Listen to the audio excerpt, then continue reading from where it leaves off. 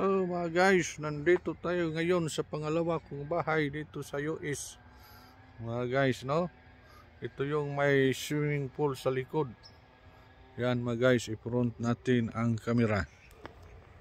Yan. Ito na mga guys, yung bahay kong pangalawa dito sa Amerika. Ayan dito ko linagay yung bago kong kotse na Ford at na yung kambyada niyan parang pita ng radyo. Saka itong Toyota Tundra ko na truck dito ko linagay, no? Ayan, ito yung ginamit ko ngayon, yung SUV ko na service. Ginamit ko pagpunta rito ngayon. Okay, punta tayo doon sa likod ng bahay. Ito yung may swimming pool, doon tayo sa swimming pool mga guys. Okay. Ayan mga guys, dito na tayo sa likod ng bahay ko, no? Ito sa likod, ito yung swimming pool dito mga guys, oh. Ayan. Okay, punta tayo sa swimming pool. Guys. Ayan. Tayo sa likod ng bahay. Ito. Kaya tayo dito sa swimming pool. Ayan mga guys. Okay. Ito yung swimming pool. Bahay ko dito sa malawang bahay ko dito sa US mga guys. Mayroong swimming pool. Okay. Yan ang pool mga guys, no? Yan. Okay. Di off ko ngayon kaya nagpasyal ako ngayon dito mga guys sa bahay ko. Ayan, no? Okay. Yan, swimming pool mga guys. Okay. Hello. Dito ako sa bahay ko na pangalawang kong bahay dito sa US na may swimming pool. Pero ang nagbayad nito mga guys sa buwanan, yung mga anak ko, ako lang nag-down nito. $20,000 ang down payment nito mga guys ng bahay na ito. Tapos ang buwan nito 2,500 ang bulan, hulog-hulog. Kaya ganito man dito sa Amerika, hulog-hulog man. 30 years contract nito, 30 years contract. Bulan-bulan $2,500. Tapos ang down payment nito 20,000.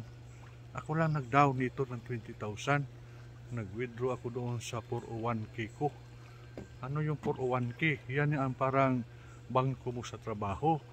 Halimbawa yung sahod mo, magbigay ka ng 20% bulan-bulan, hulog mo sa 401k. Pinaka-investment yan sa kumpanya na trabahoan mo. Tapos yung aabot na yung pira mo doon na sa mo sa 401k ng 50,000, palagay ko lang 50,000, dagdagan sa kumpanya na ng 50,000 din, so maging 100,000 na yung pira mo. Ganyan ang kuan dito patakaran sa Amerika. Pag nagtrabaho ka ng mga malaking kumpanya, mayroon yan 401k. Yung sahod mo, ikaw lang bahala magkano ibigay mo na percent, 20% or 15%, 10% sa sahod mo, bawat paycheck, bawasan yan ng 15%, lagay doon sa 401k. Tapos yung mahulog mo sa 401k mo, aabot na ng 20,000, dagdagan yan sa kumpanya ng 20,000, maging 40,000 na. Kung 50,000 na, maging 100,000. Kung 100,000, nahulog mo na, magiging 200,000 na yan. Ganon yan ang kumpanya dito, 401k ang tawag yan dito mga guys. Kaya nag-withdraw ako sa 401k ko, yun ang down payment ko nito sa sa bahay na to.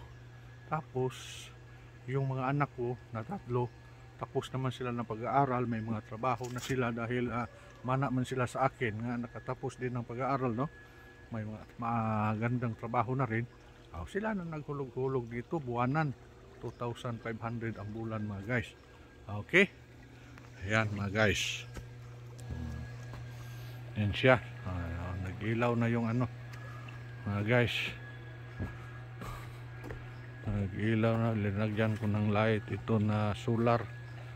Solar yan. Mag-ilaw na yan pag madilim na. ang solar light mga guys.